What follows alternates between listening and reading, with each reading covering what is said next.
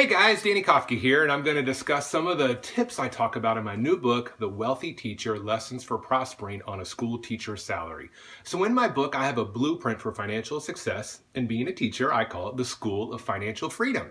So I'm going to kind of go over the grades with you real quick. So just like a teacher, we start in kindergarten and go to 12th grade, and then I'm going to discuss a couple of those topics a little bit more in depth. So in kindergarten, we have to know our why and set goals. So I'll get to that in a second, but that's the most important thing to do.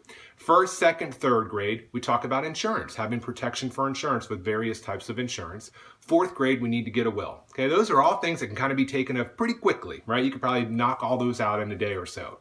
All right, then we get to fifth grade, and that's where we're going to start to save 1 month of living expenses. We want some margin in our bank account in case crazy things happen, right? Then in sixth grade, we're going to start investing. So I want you to invest $100 a month. So we're going to get into the stock market. That way we can let the magic of compound interest start working for us. Seventh grade, we're going to eliminate all of our debt except the mortgage. All right. So imagine now, move up to eighth grade, we have no debt except the mortgage. We have an emergency fund in place. So in eighth grade, we're going to bump that emergency fund up to at least 3 months of living expenses just to cover those major things that may happen. Okay. Then once we get into ninth grade, we're going to invest 15% of our salary. Then jumping up to 10th grade, we're going to pay off the mortgage. I know it sounds impossible, but you can do it. If you have all this in place, you have no debt, you can start attacking that mortgage. Then once the mortgages are gone, in 11th grade, we're going to bump our savings and investments up to 30% of our salary or income. And then that leaves us in 12th grade when we graduate, and we can kind of do whatever we want and live a prosperous life.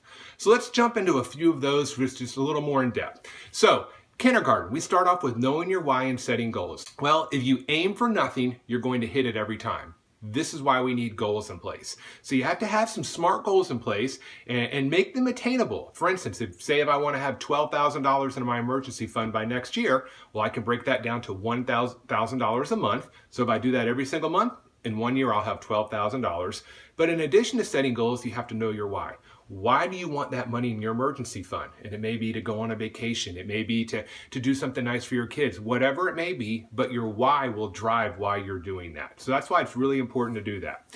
Then in first, second, and third grade, we talk about insurance. We all know we need homeowners insurance, auto insurance, but I also want to point out something too that a lot of people overlook, and that's disability insurance. Basically, this is paycheck insurance. If something were to happen and you can no longer work, you want to have income coming in. So that's where disability insurance comes into play. And it's really cheap. For me, I pay about $14 a month for that. But we have to protect ourselves with insurance because then we're transferring risk from ourselves to someone else. Just like in homeowners insurance, if God forbid something happened to your home and it burned down, well, you pay a fraction of the cost each month or each year in an escrow account, and then you get your home replaced. So it's important to have insurance in place. Then we talk about getting a will. We need a will, right? If you don't have a will, go out and get one right now. Then we get into saving money. You have to have margin in place. So we start off with 1 month of expenses, then we move up to at least 3 months of living expenses.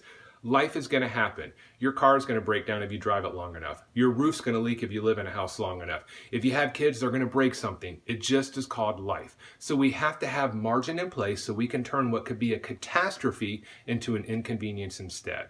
All right. And then we also talk about getting out of debt. It is so important to get out of debt. A lot of people just think about paying the minimum monthly payment on credit cards. If let's just say you went out and upgraded your living room and bought furniture, and we're going to say it was $5,000. You put it on a credit card and you just paid the minimum monthly payment. It would take you over 18 years to pay that off, and you'll have spent over $15,000 by the time you do so. So it's so important to get rid of your debt. And then we talk about investing. We want to take advantage of the magic of compound interest. So when you even start small, even $100 a month, if you do that consistently, you start working at say 22, 23, you do that consistently over time, you can ensure that you'll retire with a sizable nest egg. And then when you're in 12th grade, you'll be able to live the life that you want. And I don't know what that means for you. For some, it's doing for others. For others, it's going on vacation. But that's where it comes back to that kindergarten, where you know your why and you set goals. And then hopefully by the time you get into 12th grade, you can achieve those goals. All right, this is just kind of a brief thing, just kind of wanted to hit the School of Financial Freedom just to kind of let you know about it.